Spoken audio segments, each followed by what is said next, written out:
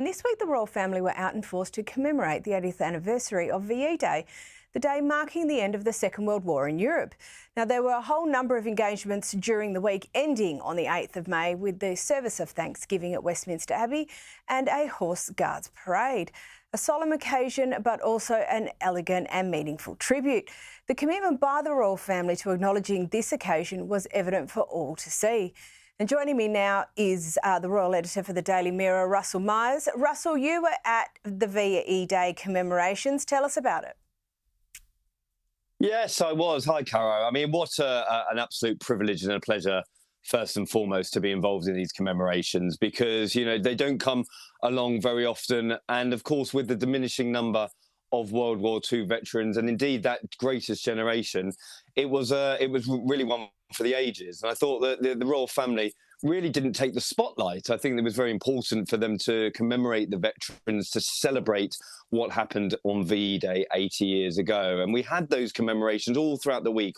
On the Monday, we saw a parade through London. We had an incredible balcony moment with the royal family, the red arrows flying over. We had historic and current military aircraft flying over London and indeed Buckingham Palace. And I was lucky enough to attend a tea party at the palace where we had dozens of veterans and their families speaking to members of the royal family, including the King, the Queen, the Prince and Princess of Wales were there, Duke and Duchess of Edinburgh, the Princess Royal.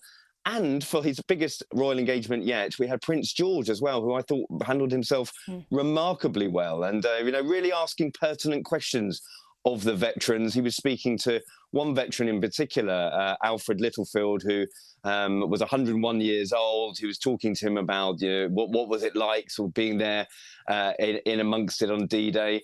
And Alfred said to both him and Prince William at the end, it's very, very important that you're here because we need the next generation to understand what happened during the war. And indeed, there won't be very many of us left in future years. So I think, Prince George is going to be those images of him will certainly go down in history.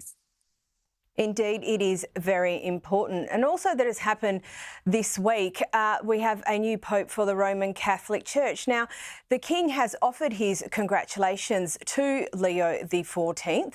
We understand it was a private message, Russell. Do we know the sentiment of it?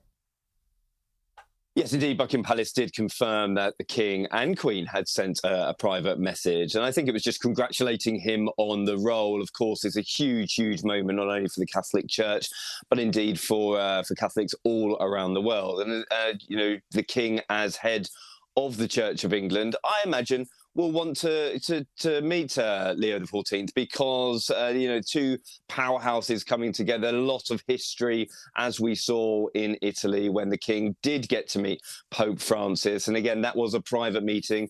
Some of the schedule was pared down during that state visit due to the Pope, the late Pope's health. But I think, could we see another visit to the Vatican for the King and Queen on the horizon? I'm certainly sure that King Charles will want to have that as part of his legacy. So perhaps that will happen towards the end of the year or the turn of next year.